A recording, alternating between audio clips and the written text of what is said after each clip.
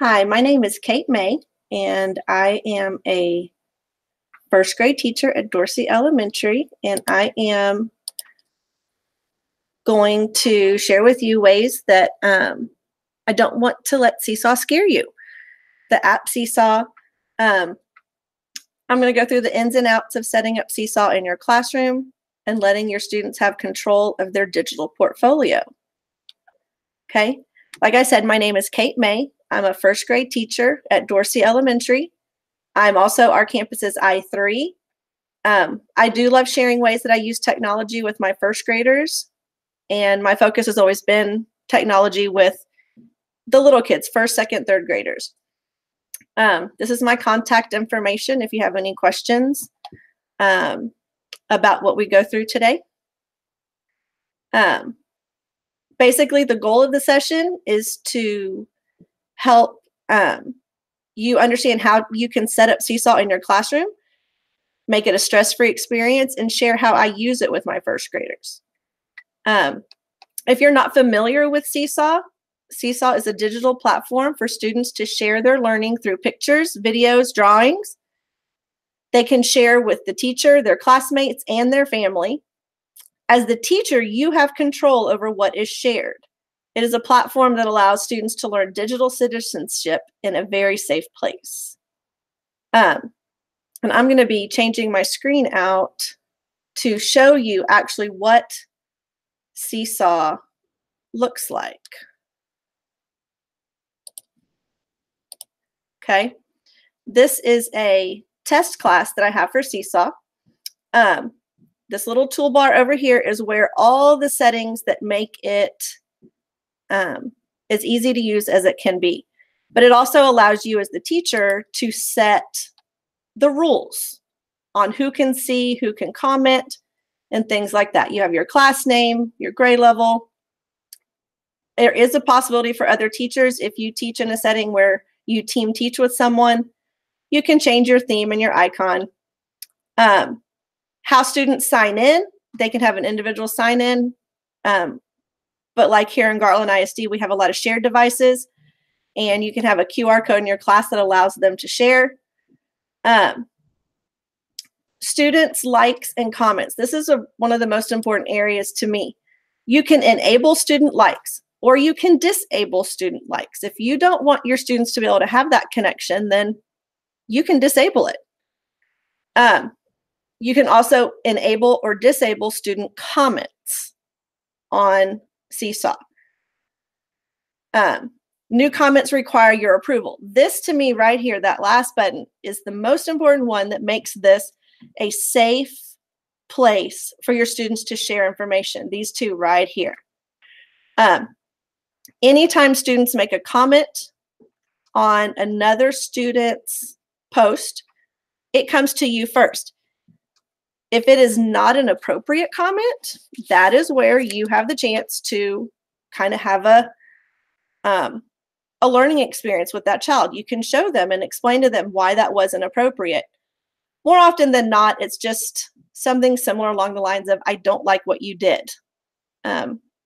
Especially with the young children that I teach. If anything comes up like that, you have a teaching moment and you share with them why that's not right, and then you delete it and nobody ever sees it. That's why I like to be able to approve. I also am able to approve any posts that the students do. Okay. New items require approval. Anytime the students share anything, it comes to me first. I can check it on my computer. I can check it on my teacher iPad. I can check it on my phone. You can enable editing to items if you want. It's always good to have a sample student in there where you can show and model how things are done. Family access. This is another one where you have a lot of choice. My first year of using SeeSaw, I did not allow family access to SeeSaw. I wanted to keep it in the classroom because I didn't know how it would all work. So for a year, I used it without family access. When I finally connected families the next year, I saw a huge improvement in student engagement. They wanted their parents to see what they were doing. And so you can enable family access and invite your families in a lot of different ways.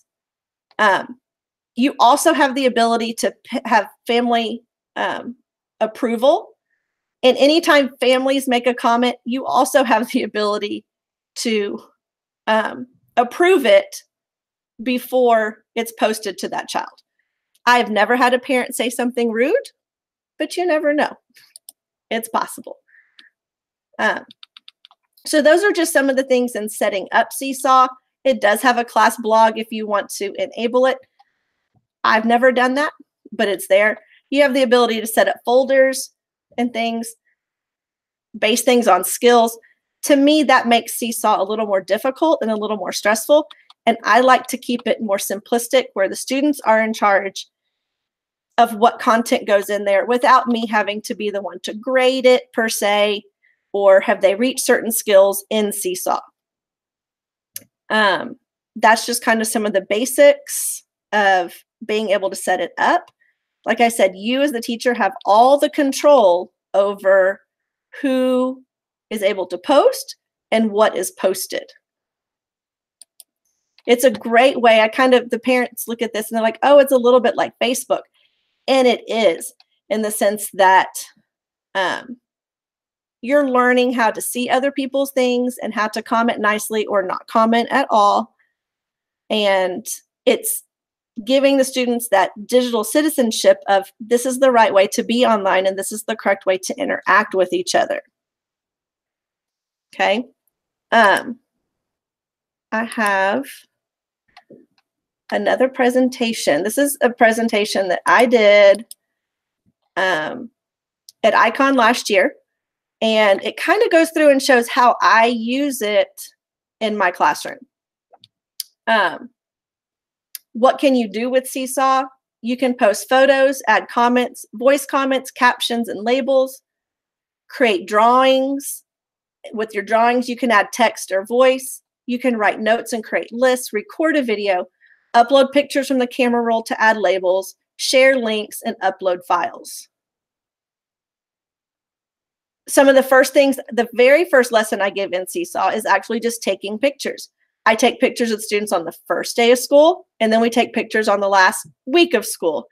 And it's a fun way to compare how they have changed. For the parents, at the end of the year, they can download their student SeeSaw file and have it to save. And the parents love being able to see how much their child has changed from the very first post on SeeSaw to their very, very last post on SeeSaw. And again, I teach the kids how to do this, and we'll go through how to on SeeSaw in just a bit. Making connections with homework. We used Hershey Kisses in science one day, and we just took a picture of it and sent a message to the parents and had the parents, ask your child, what did you do with the Hershey Kiss today? How did that work in science? Everybody sees it. And so a lot of the kids commented, or the parents commented, how their child was able to share with them what they learned that day.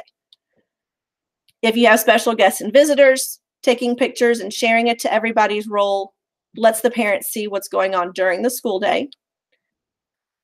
You can use SeeSaw in all different subject areas. Here in math, we put 120 chart. They had to go through with the drawing tool and show different skip counting patterns.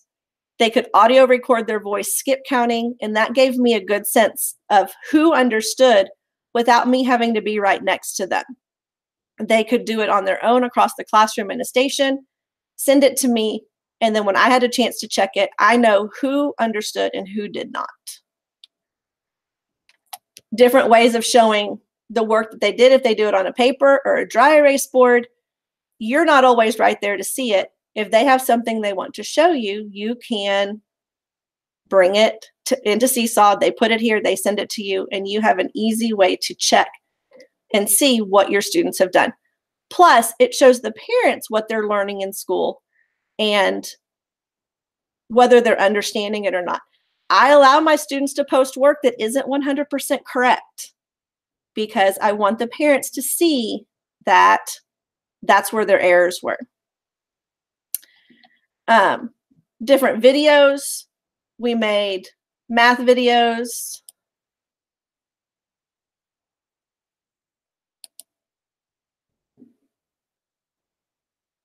sure the audio is working, but with shapes and different things. App smashing. My first graders love to use Chatterpix to create images, to create little videos, and then share that onto SeeSaw. There's a lot of different apps where you can create, the students can create their content and then bring it into SeeSaw. We use it in stations. If your children are doing a word sort or any kind of sort, they're working independently and they're going to say, yes, I did it. I'm finished. I know what I'm doing.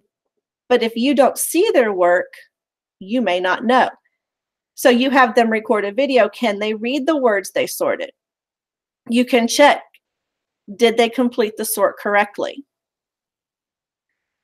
Without you having to be there. If they turn it into you and you see it and it's wrong, then you have that reteaching moment, or they can revisit that station to go over it again. With SeeSaw and reading and tracking, there's a way for them to take a picture of their page, record and track their print, and then you have a fluency check without you even being there to show them what, or having to track that fluency on your own. I require my first graders to do this once a week starting the second semester. And they know if on Friday I don't have a reading video from a book that they choose, a leveled book that they choose, then they have to give up some of their free time on Friday to have a video sent to me. In all subject areas, science, social studies, where we're talking about things about us, making science videos to share at the end of a unit, do they understand the topic? And then they love to post. This is one of their most favorite things to post, or just things that they do for fun. And what can they do? What can they create? I do ask them to put words in a caption or a label, if at all possible. And that way they can share everything that they're doing.